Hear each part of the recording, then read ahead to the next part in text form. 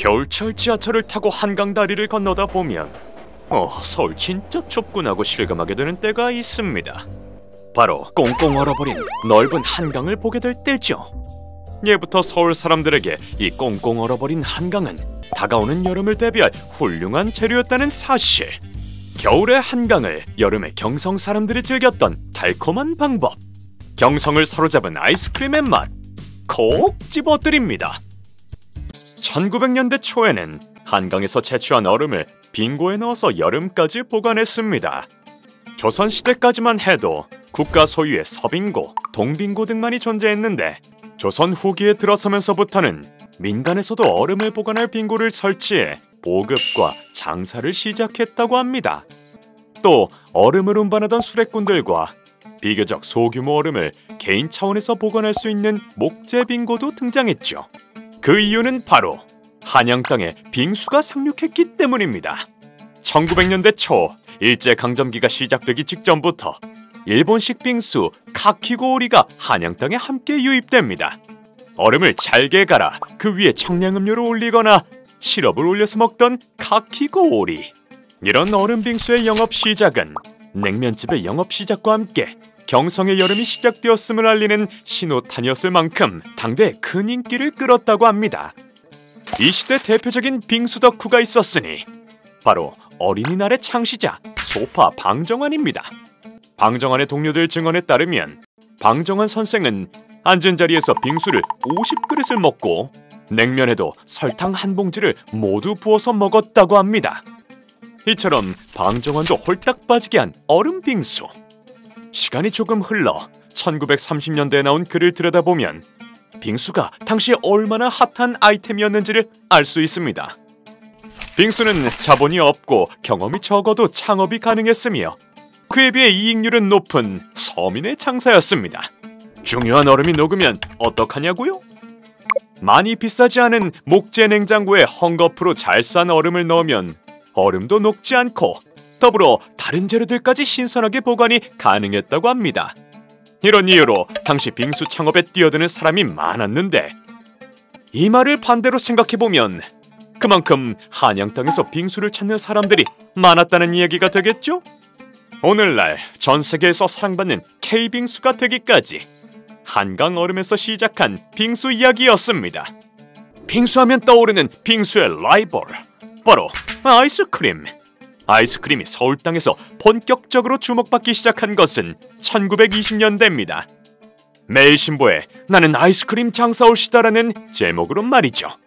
이런 이유로 아이스크림의 소비는 1920년대 전부터 있어왔지만 제대로 유행 대열에 오른 것은 1920년대 일이라 추측됩니다. 1927년 동아일보에 실린 내용으로 당시 경성을 폭 빠뜨린 아이스크림 레시피 알아보겠습니다. 먼저 계란 노른자에 설탕을 넣고 크림색이 날 때까지 섞어줍니다. 여기서 끓인 우유를 천천히 넣어서 계속 섞어줍니다. 잘 섞이면 혼합된 재료를 약한 불에 올려 계란이 익진 않지만 적당히 꾸덕해질 때까지 끓이고 체에 받쳐 얼음 위에 올려 식힙니다. 그 다음에 바닐라 에센스를 몇 방울 넣어 향을 더하고 낸시 존슨이 발명한 아이스크림 기계에 얼음과 소금을 넣고 혼합제를 넣어서 아이스크림이 되도록 굳힙니다. 그러면 달콤한 정석 아이스크림 완성! 이 아이스크림이 얼마나 달콤했는지 무려 신문에는 이런 글이 실리기도 합니다. 애인의 키스를 넘어 아이스크림에 대한 찬양은 끝이 없습니다. 수구리야말로 여름 미각의 여왕이며 엑센스라고까지 하니까요. 그때 그 아이스크림이 얼마나 빠르고 달콤하게 경성의 사람들을 사로잡았는지 알 법도 합니다. 그러나 예상외로 아이스크림 장사는 그렇게 달콤한 삶을 살진 못했다고 해요. 가장 더운 날 방방곡곡 떠돌아야 했고 장마라도 시작되면 번번이 낭패였다고 하죠. 이 아이스크림은 1940년대에 들어서며 사먹는 방법도 그 모양도 많이 달라집니다. 1940년대 아이스크림은 경찰서에서 허가한 사람들만 팔 수 있게 되었는데 이는 우유와 계란과 색소를 쓰는 만큼 위생 문제가 대두되었기 때문이에요. 또 1940년 들어 일본의 전쟁 광기가 극으로 치달았고 연합국 선전 포고와 제2차 세계대전으로 물자가 부족해지며 계란과 우유를 넣은 아이스크림에서 얼음과 설탕을 넣은 아이스 케이키로 모습이 변하죠.